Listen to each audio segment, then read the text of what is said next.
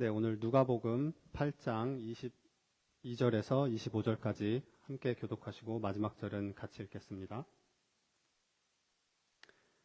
하루는 제자들과 함께 배에 오르사 그들에게 이르시되 호수 저편으로 건너가자 하시매 이에 떠나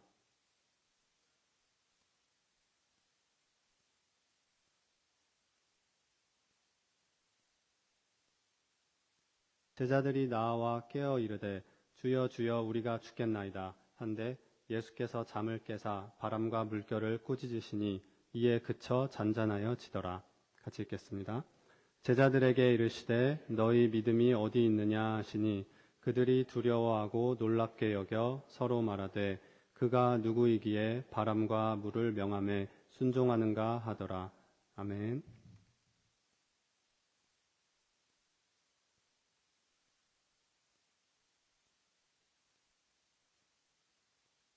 네, 지금 우리가 잠깐 말씀 놓고 기도하겠습니다. 하나님, 오늘 이 말씀을 통하여서 주님의 음성을 듣게 하여 주십시오. 인생의 풍랑 가운데 있는 자들이 있다면 잠잠하라 명하신 그 예수 그리스도의 이 말씀이, 오늘 이 말씀이 우리 인생의 말씀 되게 하여 주시옵소서. 감사합니다. 예수님의 이름으로 기도했습니다. 아멘. 네, 여러분 생활하시면서 누군가의 도움이 긴급하게 필요했던 상황을 맞아본 경험이 있으신가요? 우리가 이민 생활을 하면서 누군가의 도움이 긴급하게 필요한 순간들을 우리가 종종 맞닥뜨리게 되는 것 같아요. 수도 배관이 갑자기 막힐 때도 있고요. 멀쩡하던 집 차고문이 작동하지 않을 때도 있습니다. 또 어떤 때에는 필요한 설교를 발급받아야 하는데 말이 통하지 않아 애를 먹는 경험도 우리는 하게 됩니다. 저는 어느 날 집에 딱 들어갔더니 온 집안 식구들이 저희 집 안방에 다 들어가 있는 거예요. 예안이, 예건이, 제 아내까지. 그래서 무슨 큰일이 난 줄 알았어요. 알고 봤더니 집에 벌이 들어왔다는 겁니다. 제가 그 벌을 찾느라 애를 썼는데, 여러분 그게 벌이었겠습니까? 팔이었습니다. 네. 여러분, 우리 교회의 경우 나이 어린 자녀를 둔 가정이 많은데요. 급하게 어디를 나가야 되는데 아이가 아플 때가 있어요. 열이 난다거나 아이의 몸 컨디션이 좋지 않아 아이를 데리고 나가야 할 형편이 되지 않는데 꼭 나가야만 하는 상황이 생기면 당혹스럽지 않을 수 없죠.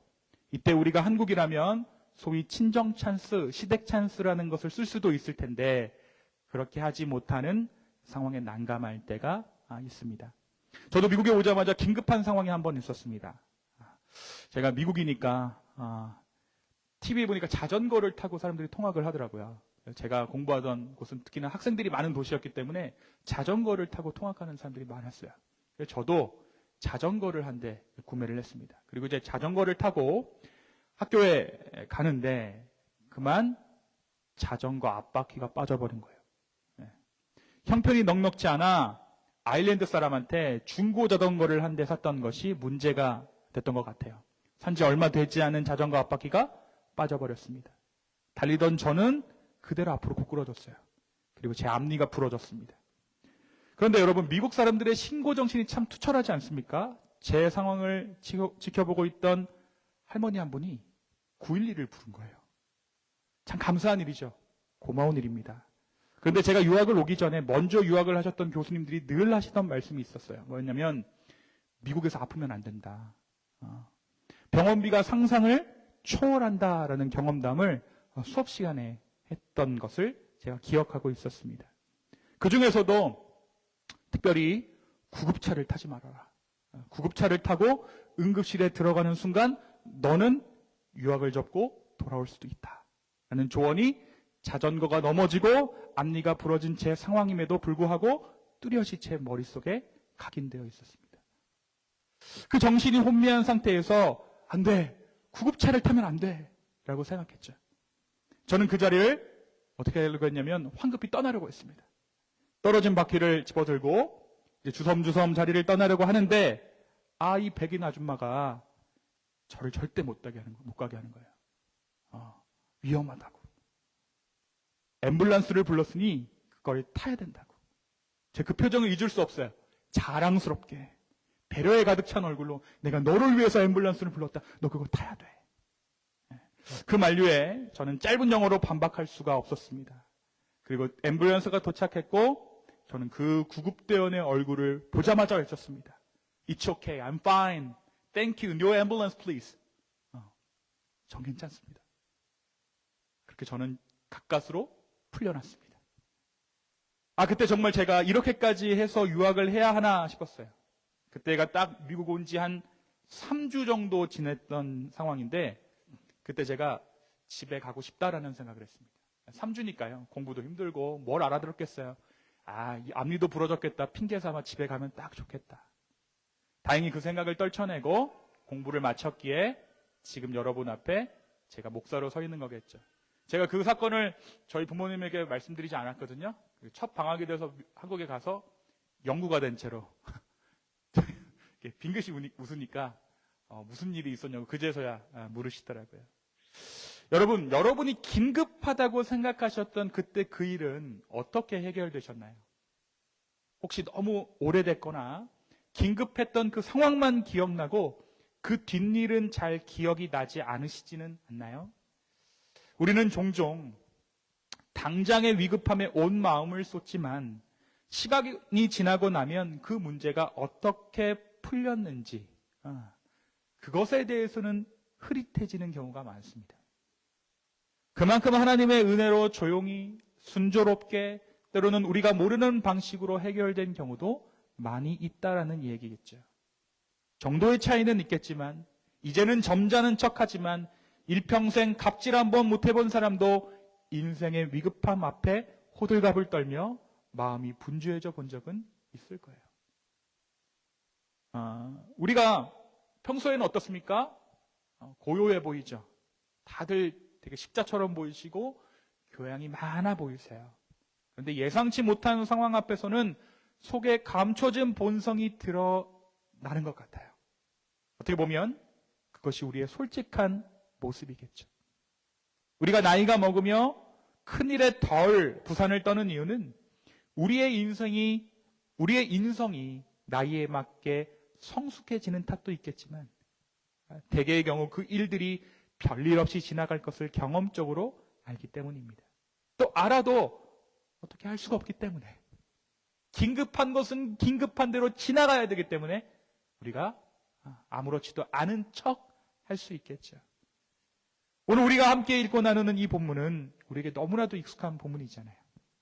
오늘 본문인 누가복음 8장 22절에서 25절 이 말씀은 예수님과 제자들이 배를 타고 가는 중에 갑작스럽게 몰아닥친 풍랑 앞에서 제자들이 평정심을 잃어버린 채 우왕좌왕하게 됐다라고 기록하고 있어요. 그리고 그때 예수님께서 무엇하고 계셨습니까? 예수님은 주무시고 계셨어요. 그 위기의 순간 제자들은 누구를 바라보았을까요? 그리고 그 사건은 어떻게 끝났을까요? 그리고 그들이 마주한 예수님의 질문, 너희 믿음이 어디 있느냐라는 이 질문을 오늘 우리도 함께 마주해 보려 합니다. 우리가 지난 주일에 말씀을 함께 나누면서 예수님께서 비유로 말씀하셨다라고 우리 함께 나눴죠. 왜 비유로 말씀하셨다 그랬죠? 시험지였다. 필터링하기 위해서 그랬다라고 우리가 함께 나눴습니다. 당시 예수님을 따르던 수많은 무리 중에 예수님을 진짜 따르고자 하는 사람들을 구분하기를 원하셨어요. 들을 귀 있는 자는 들을지어다. 이 말씀은 내 욕심의 귀가 어두워진 자들, 그러니까 아무리 새로운 경험, 놀라운 기적을 경험한다라도 그들은 결국 자기가 생각하기에 옳은 방향으로 그 일들을 해석하고 받아들인다는 의미겠죠. 하지만 복음으로 인해 나라는 존재 자체의 한계를 경험하고 절감하고 변화를 원하는 사람들은 가장 먼저 무엇이 변하겠습니까? 귀가 변하는 거예요. 들을 귀가 생기는 거죠. 다시 말해 내가 듣고 싶은 것을 듣는 귀에서 주님께서 주시는 말씀을 듣는 귀가 열리는 것입니다. 그러니까 변화는 어디서부터 일어납니까? 귀에서부터 일어나는 거예요. 그래서 예수님께서 주시는 그 날카로운 말씀들이 이해가 되지 않아도 마음에 걸려도 그 말씀 앞에 자신의 삶을 멈추고 다시 묻고 또 묻는 자들이 비로소 예수님의 제자가 되는 것이죠. 그래서 예수님은 비유로 말씀하셨어요. 이처럼 예수님의 말씀을 듣고도 제대로 이해하지 못한 무리들과 제자들 사이의 차이가 점점점 드러나고 있었습니다. 자, 오늘 이 본문은 이러한 흐름 가운데 제자들의 믿음의 실체가 드러나는 장면을 담고 있습니다. 자, 오늘 이 사건이 어디서 일어났습니까? 갈릴리 호수에서 일어났어요. 근데 이 갈릴리 호수는 해수면보다 약 200m 낮은 지형에 위치한 호수입니다.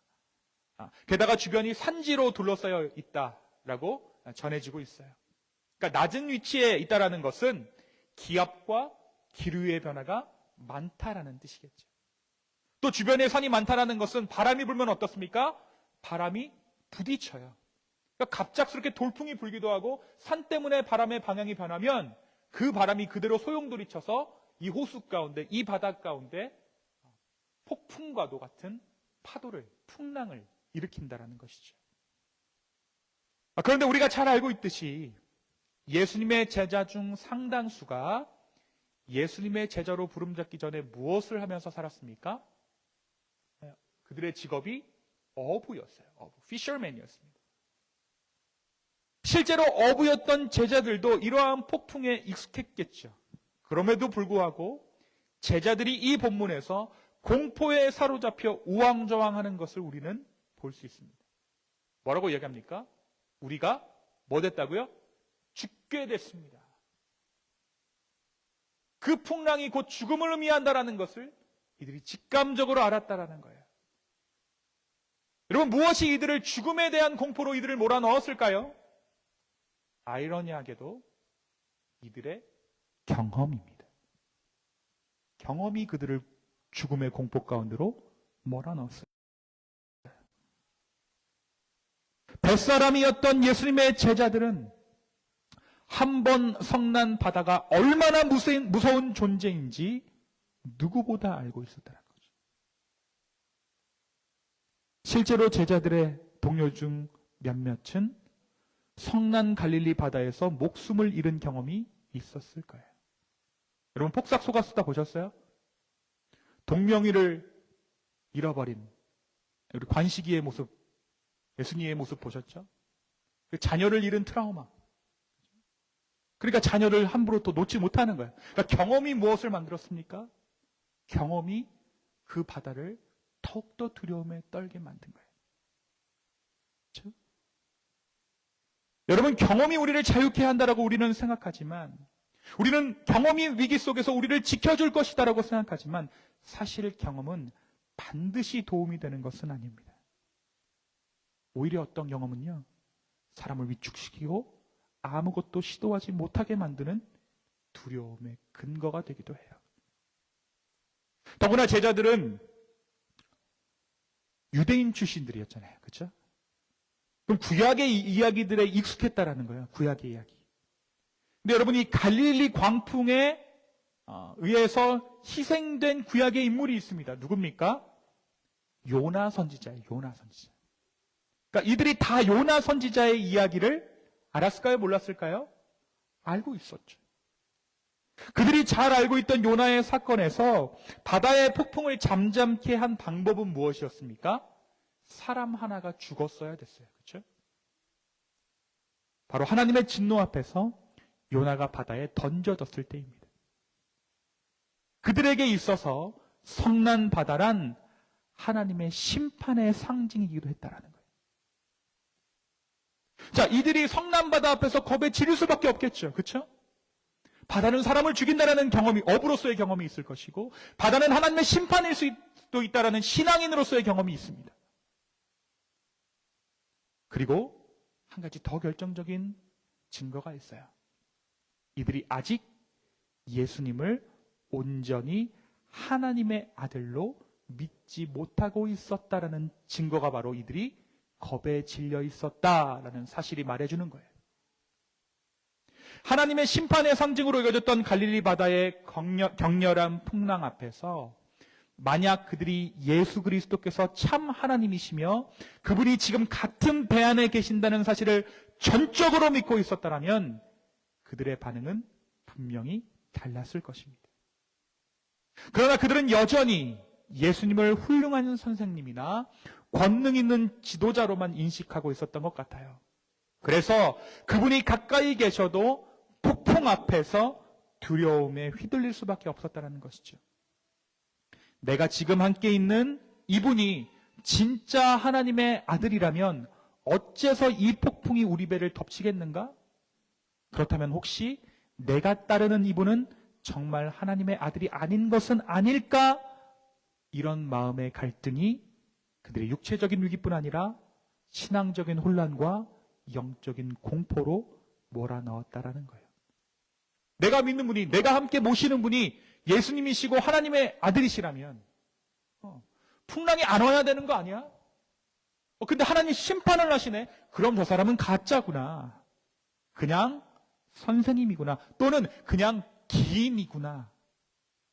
라고 이들이 순간적으로 생각했다는 거예요. 판단했다라는 거예요. 자, 그래서 뭐라고 부릅니까? 오늘 말씀에 24절에 예수님 뭐라고 부르죠? 주여, 주여라고 부르죠. 근데 성경에서요, 주를 뜻하는 단어는 크게 두 가지 의미로 사용됩니다. 하나는 일반적인 존칭으로 선생님 또는 주인님 정도의 의미를 갖는 인간적인 호칭이에요. 근데 이게 원어적으로는 다릅니다. 다른 하나는 메시아를 부르는 호칭이 주여예요. 근데 오늘 이 제자들이 어떠한 의미에서 예수님을 주라고 불렀을까요? 선생님일까요? 메시아일까요? 선생님이었습니다. 자, 그래서 오늘 말씀을 세번역에서는 이렇게 번역합니다. 오늘 한번 읽어볼까요? 제가 PPT를 마련했는데 우리 세번역 한번 다 같이 읽겠습니다. 시작. 그래서 제자들이 다가가서 예수를 깨우고서 말하였다. 선생님, 선생님, 우리가 죽게 되었습니다. 영어로는 master, master. 원래는 뭐여야 돼요? Oh Lord, Lord. 근데 master, master. 사부님, 사부님. 우리가 죽게 됐습니다. 자, 이러한 이들의 부르짖음에 예수님이 일어나셨습니다. 그리고 바람과 성난 물결을 꾸짖습니다. 그러자 어떠한 일이 일어납니까? 그렇습니다. 바람이 멈추고 풍랑이 일던 그 바다가 잠잠해집니다. 사납게 그들을 삼킬 것 같았던 그 파도가 다시 평온해집니다. 누구를 경험한 것입니까? 이들이 메시아로서 예수님을 경험한 거예요. 여러분, 바로 앞선 씨 뿌리는 비유에서 예수님은 진정한 믿음이란 듣고 끝나는 것이 아니라 마음에 간직하고 인내하며 결실하는 것이라고 가르치셨어요. 제자들은 아마 그들이 예수님께서 말씀하시는 그 믿음을 가지고 있다라고 자부하고 있었는지도 모르겠습니다. 예수님께서 좋은 밭이라 말씀하신 듣고 지키고 인내하러 결실하는 자들이 우리 자신일 것이다라고 생각했을지도 몰라요. 그러니까 우리가 제자지라고 생각했을지 모릅니다. 하지만 이어지는 사건, 바로 오늘 이 말씀 풍랑 앞에서 그들의 믿음의 실체가 드러나버리고 만 것입니다. 위기 가운데 그들은 예수님을 은근히 부정했어요. 대놓고 부정한 것이 아닙니다. 아저씨, 아저씨가 아니었어요. 주여, 주여라고는 불렀습니다. 그런데 그것은 엄밀히 말하면 더 비겁한 거죠. 은밀히 부정한 거예요. 환란이 찾아오자 그들은 예수님을 자신의 경험에 의해 하나님은 아니구나 라고 스스로 생각했던 것입니다. 그런 그들에게 예수님께서 물으시죠. 너희 믿음이 어디 있느냐? Where is your faith? 곧이어 제자들은 서로를 바라보며 이렇게 말합니다. 그가 누구이기에 바람과 물을 명함에 순종하는가? 이 말은 의문이나 의심으로 보일 수 있습니다. 하지만 오늘 본문을 자세히 보면요, 그들의 질문은 의구심이 아닌 경외감에서 나온 감탄이라는 것을 알 수 있어요. 그 단서를 제공하는 표현이 바로 그 앞에 나오는 짧은 구절입니다. 그들이 두려워하며 25절의 말씀에 제자들이 이르시되 너희 믿음이 어디 있느냐 하시니 그들이 두려워하고 놀랍게 여겨. 그러니까 여기서의 두려움은 공포가 아니라 경외였다라는 거예요. 이 경험을 통해 마침내 이들이 하나님 되신 예수님을 경험했다라는 것입니다. 제자들은 자연을 다스리시는 그 하나님의 능력을 직접 눈앞에서 목격하면서 우리가 모시는 이분이 단순한 선생이 아니라 하나님이시구나 라는 것을 알게 되었다라는 것입니다. 사랑하는 성도 여러분, 오늘 이 말씀은 우리에게 무엇을 말해주고 있을까요? 우리는 살아가면서 참 많은 긴급한 일들을 겪습니다. 그리고 그러한 일 중에 어떠한 것은 정말 위급한 일들이라고 여길 만한 그러한 일들이 우리의 삶 가운데 닥쳐오죠. 우리 아이를 키우시는 분들은 아실 거예요. 학교에서 전화 와요. 우리 아이들에 관한 일들 얼마나 위급한 일입니까? 일상의 평온을 깨는 일이지.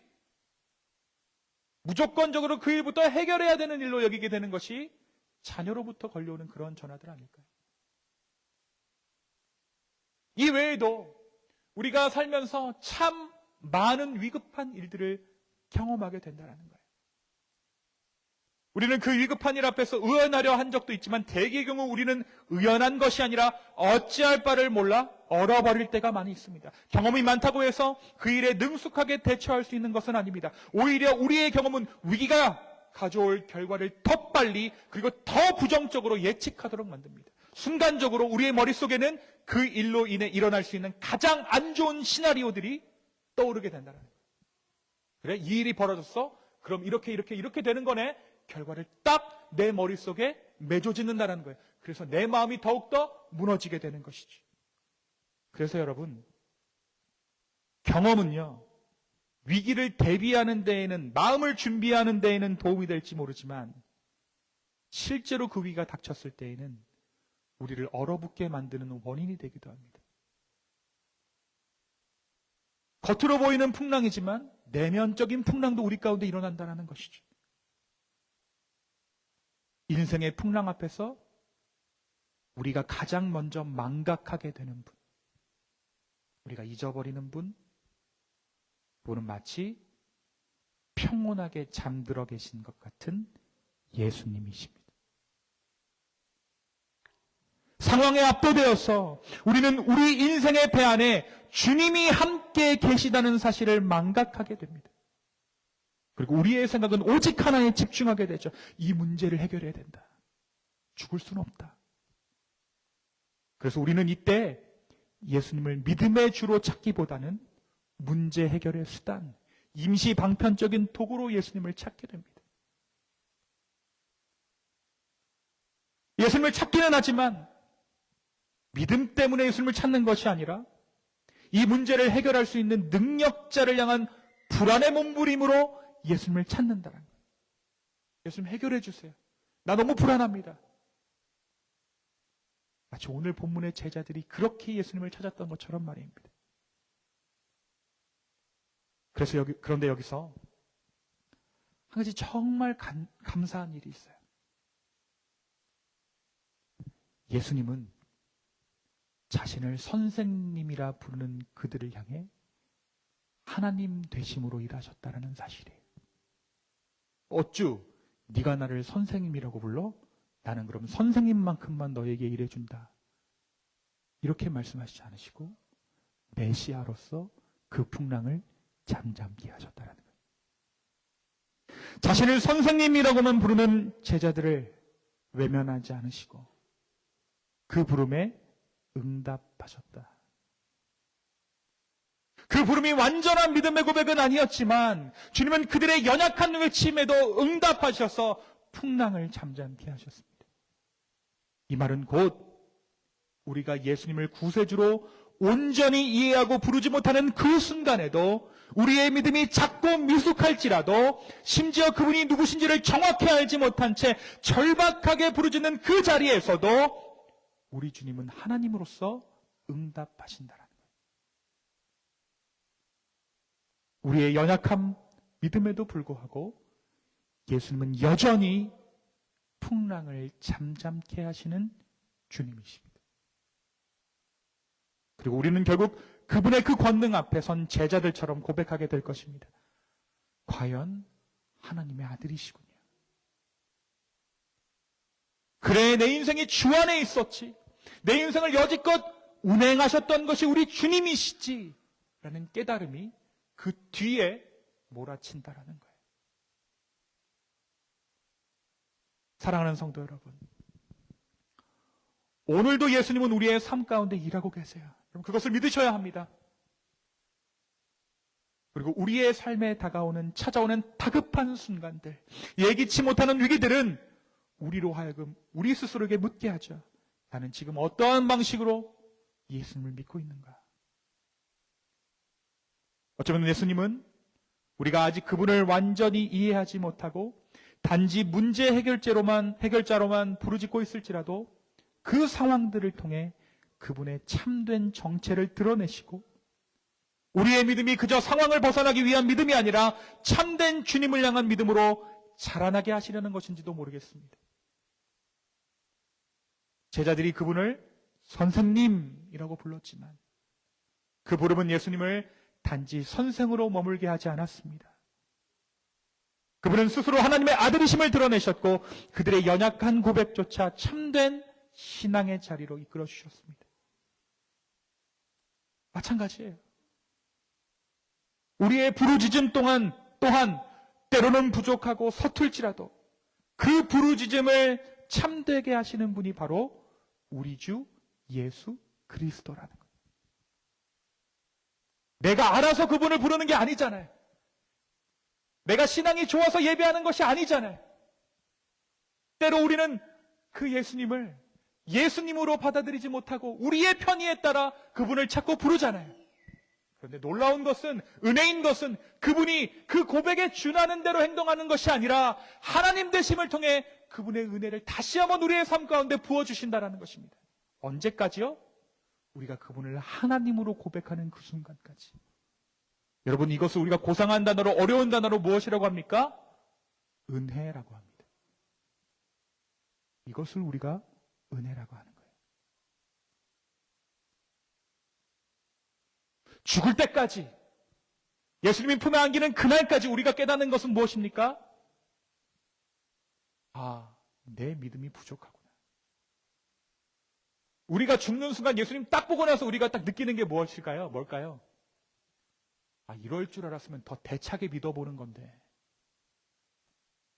이런 하나님이셨으면 내가 한번 진하게 믿어보는 건데 하는 아쉬움 아닐까요? 여러분 생각해 보십시오. 우리가 정말 어려운 손길이 있었어요. 어려운 상황에 놓였습니다. 어려운 상황에 놓였어요. 근데 누가 나를 좀 도와줬으면 좋겠는데 이 사람이 요지부동이에요. 그죠?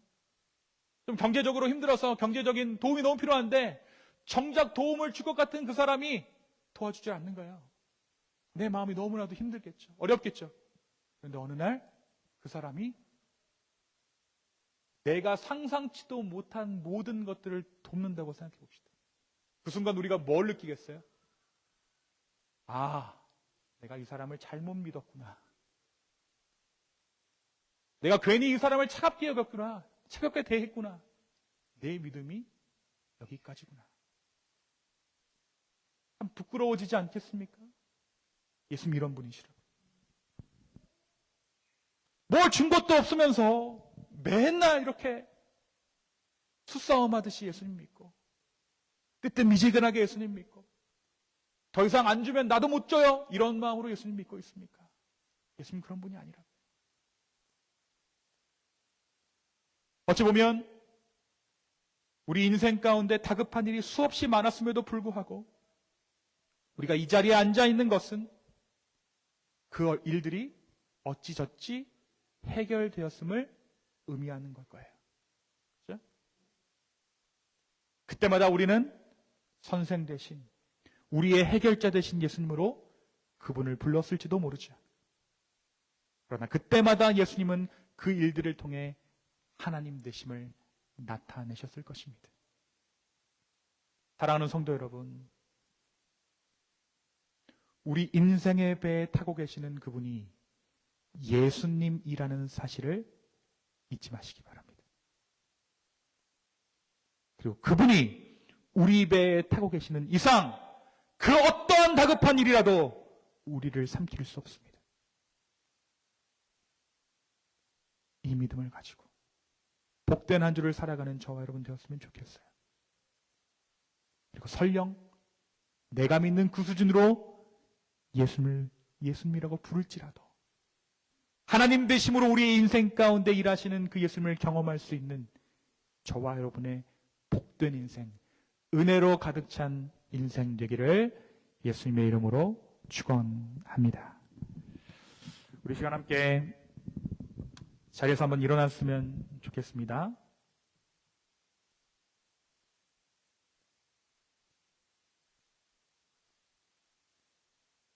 우리 이 찬양을 같이 한번 드렸으면 좋겠습니다. 주는 나를 기르시는 목자여 라는 찬양입니다.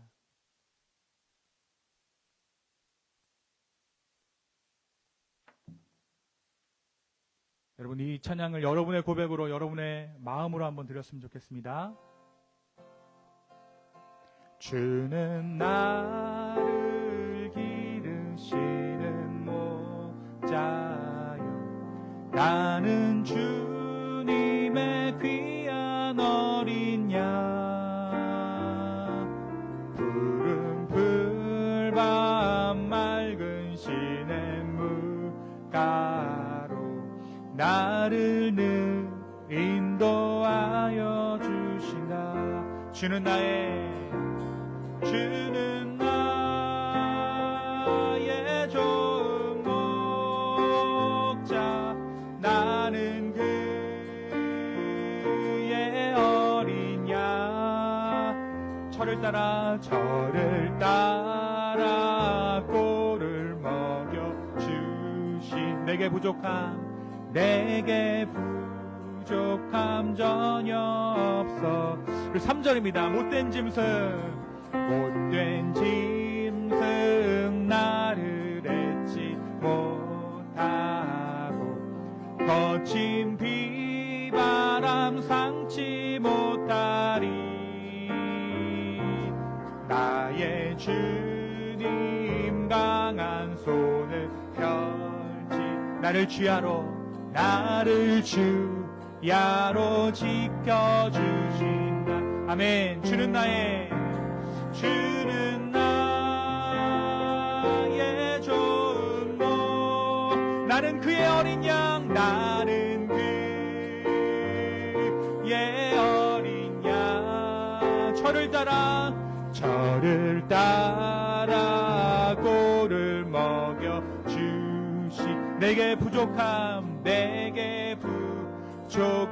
전혀 없어. 주는 나의 좋은 목자, 주는 나의 좋은 목자, 나는 그의 어린 양. 철을 따라 꼴을 먹여 주시니 내게 부족함 전혀 없어라. 이 시간 함께 기도합니다. 하나님, 우리의 삶 가운데 늘 신실하게 일하시는 그 주님을 기억하는 우리 모두 되게 하여 주십시오. 폭풍 가운데서도 우리가 주님을 찾을 때 항상 우리와 함께 하신다라고 말씀하시는 그 주님, 다시 한번 우리의 삶을 맡깁니다. 주여, 내 삶을 인도하여 주십시오라고 삶의 주권을 이 시간 주님께 드리며 함께 기도하며 나아가겠습니다. 함께 기도합시다. 아멘.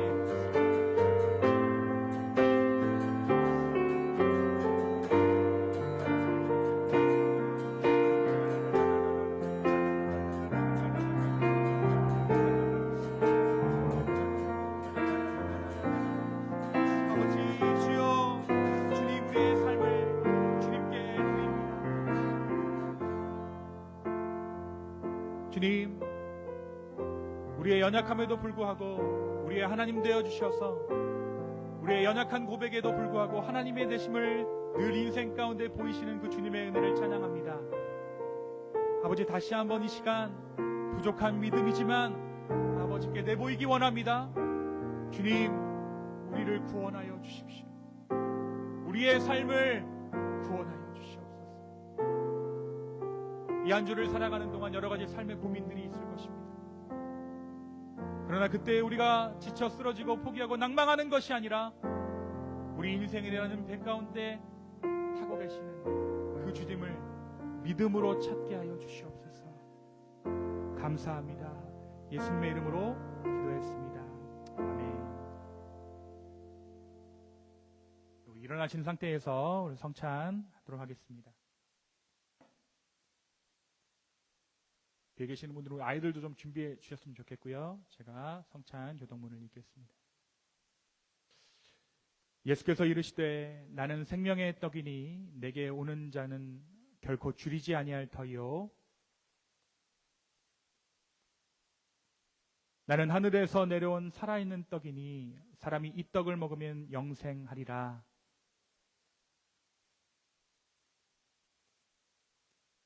내 살을 먹고 내 피를 마시는 자는 영생을 가졌고 마지막 날에 내가 그를 다시 살리리니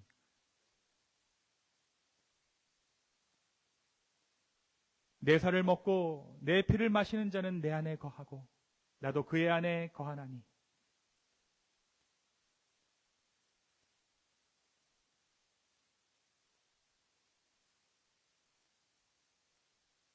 새 계명을 너에게 주노니 서로 사랑하라. 내가 너희를 사랑한 것 같이 너희도 서로 사랑하라. 너희가 서로 사랑하면 이로써 모든 사람이 너희가 내 제자인 줄 알리라. 아멘. 우리 시간 여러분을 성찬의 자리로 초대합니다. 우리 받아 마시는 떡과 포도주 예수 그리스도의 몸과 이 시간 신앙의 고백을 가지고 자리 앞으로 나오셔서 예수님의 식탁 가운데 참여하시기 바랍니다.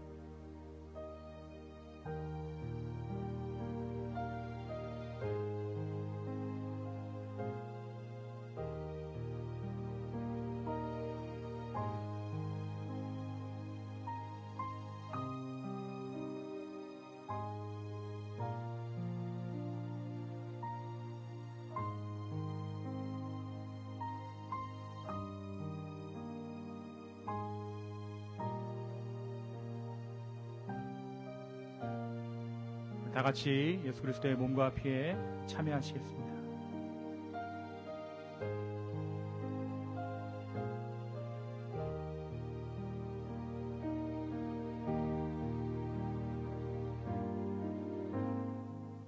주님, 우리를 위해 십자가에 달려 돌아가시고 우리의 죄가를 담당하시고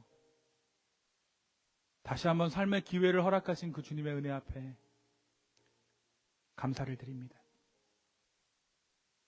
하나님 보시기에 늘 부족한 자들이고 믿음 없는 자들이지만 그럼에도 불구하고 늘 하나님 되심을 우리의 삶 가운데 보여주심에 감사합니다. 왜 우리는 인생의 풍랑이 몰려올 때마다 다급하게 주님을 찾고 예수님이 마치 없는 것처럼 행동하고 호들갑을 떠는지 모르겠습니다. 반복되는 믿음의 실패 앞에서도 한 번도 우리를 외면치 않으시고 우리 가운데 찾아오시고 하나님 되어주신 그 주님 앞에 다시 한번 우리의 삶을 맡깁니다. 주여 내 삶을 긍휼히 여겨 주시옵소서. 이제는 우리 하나님의 사랑과 예수 그리스도의 은혜와 성령님의 감화 감동 교통하심이 나의 믿음을 온전케 하시는 그 하나님의 뜻을 따라 살아가기를 소망하는 우리 기쁨의 교회 성도분들 머리 위에 이제부터 영원까지 함께 있을지어다. 아멘.